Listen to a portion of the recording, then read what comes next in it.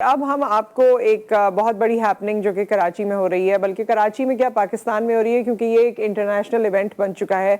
जब हम बात करते हैं आलमी उर्दू कॉन्फ्रेंस की, तो ये एक इंटरनेशनल इवेंट है। साल साल से यहाँ पर पूरी दुनिया से शायर, अदीब, राइटर्स और मुफक्किर, मुख्तलिफ सोच रखने वाले, पढ़ने वाले, लिखने वाले, वो तमाम नामवर अशखास जो पूरी दुनिया में जब बात करते हैं तो लोग उनको सुनते हैं।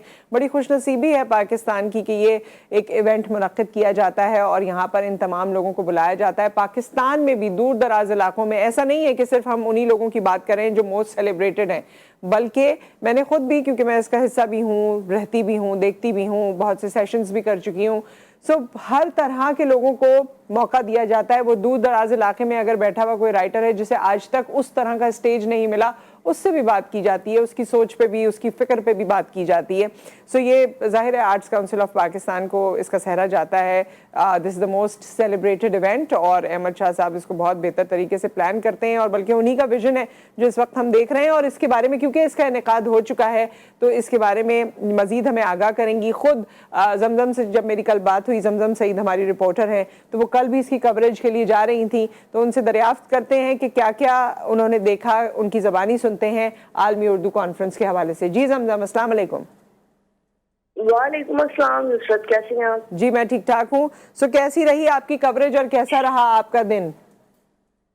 देखिए नुसरत, माशाल्लाह से 16वीं आलमी उर्दू कॉन्फ्रेंस थी। 16 साल से जो है ये एक रिश्ता सा एक बन जाता है, ये हम कवर भी करते हैं। और अगर Pakistan arts council of Pakistan Karachi की अगर हम बात करते हैं तो यहाँ पर इस वक्त जो आलमी उर्दू कॉन्फ्रेंस चल रही है ये 4 रोज तक जो है वो मेला सजता रहेगा। कल जो है इसकी इफ्तिताही तकरीब थी जिसका जो है वो इफ्तिताह निगरान वज़ीर आला सिंध ने किया था। और इसके साथ ही मैं आपको बता दूं कि 200 से ज्यादा मंदोबीन जो है वो शिरकत कर रहे हैं इस मरतबा। और इसके अलावा जैसा कि आपने बताया कि मुख्तलिफ राइटर्स आएंगे, इसमें जो है वो अदीब है, नामवर अदीब है, और जो कि दुनिया के जो है वो मुख्तलिफ हिस्सों से आते हैं, इस आलमी उर्दू कॉन्फ्रेंस का हिस्सा बनते हैं। इसके साथ ही अगर हम अपने पड़ोसी मुल्क की बात करते हैं, भारत की बात करते हैं, तो भारत से भी इस मरतबा एक अदीब जो है उन्होंने शिरकत की है। और इसके साथ ही जो है बाकी जो जितने भी जैसे कि गुलजार साहब हो गए और मुख्तलिफ दूसरे जो अदीब है वो जूम के जरिए जो है इस आलमी उर्दू कॉन्फ्रेंस का जो है हिस्सा बनेंगे। 4 रोज तक ये जारी रहेगी। अच्छा, जो सबसे इम्पोर्टेंट बात इस माशाल्लाह से हुई है यहाँ पर इस आलमी उर्दू कॉन्फ्रेंस में कि वो गुज़िश्ता रोज जब इफ्तिताही तकरीब से खिताब कर रहे थे निगरान वज़ीर आला सिंध जस्टिस ज़ाहिद मकबूल बाक़ी, तो उन्होंने एक बहुत बड़ा ऐलान किया। अहमद शाह जो है सदर आर्ट्स काउंसिल कराची, उनकी खिदमात को सराहते हुए जो है वो उन्हें सूबाई वजीर मुकर्रर करने का जो है वो फैसला किया है। साथ ही जाहिर सी बात है बहुत बड़ी हैपनिंग थी क्योंकि एक अनएक्सपेक्टेड था। एकदम से वजीर आला सिंह जो है स्टेज पर आते हैं और जो है वो खुतबा खिताब कर रहे होते हैं और एकदम से ऐलान हो जाता है। तो वो एक सभी ज्यादा यानी शॉक हो गए थे इस ऐलान के बाद। वज़ीर आला सिंध का यही कहना था कि अहमद शाह की अदब के लिए जो गिरा कदर खदमात है उनको सराहते हुए जो है वो उन्हें अपनी काबीना में शामिल कर रहे हैं और ये ऐलान उन्होंने किया था। और लेकिन अच्छा, रही बात वजारत की, ये तो उन्होंने कह दिया कि सूबाई वजीर जो है वो उन्हें बनाया जा रहा है, लेकिन वजारत कौन सी मिलेगी वो उन्होंने अब तक अनाउंस नहीं किया।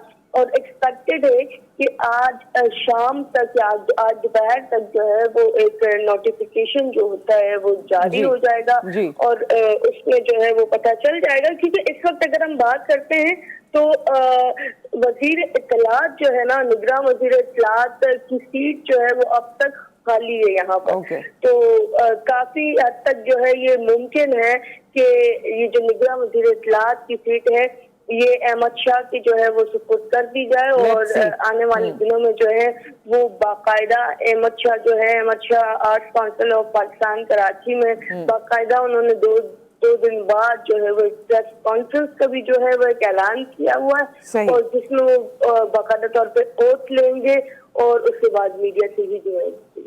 Very nice, thank you so much, बहुत बहुत शुक्रिया जमजम सईद, आप हमारे साथ मौजूद रही और तमाम तफसीलात से आपने हमें आगाह किया।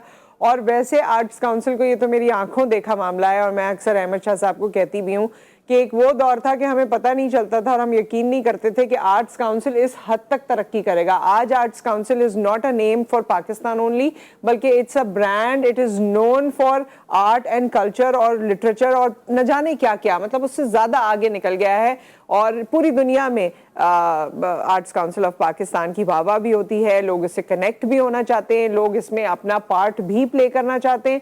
और जिस तरह जमजम सईद ने बताया, हम अपने इस फोरम से जी उठा पाकिस्तान की टीम की जानिब से अहमद शाह साहब को बहुत बहुत मुबारकबाद पेश करते हैं कि आपको ये एक अहम ओहदा जो है ये बिल्कुल ऑफर हुआ है। एंड हमें पूरी उम्मीद है कि जिस तरह से आप बाकी अपने ओहदों पर जब फाइज हुए तो इतने आप डायनेमिक रहे, इतने विजनरी रहे। मैं हमेशा ये समझती हूँ कि he has lot of vision और बहुत बेहतरी वो आगे भी कर सकते हैं वजीर बनने के बाद। और कौन सा डिपार्टमेंट लुक आफ्टर करेंगे, जिसको भी लुक आफ्टर करेंगे, I hope and I wish और मेरा ये कॉन्फिडेंस है हमेशा कि वो बड़ा कुछ उसमें चेंज कर देते हैं, बड़ी पॉजिटिव चीज़ें आ जाती हैं।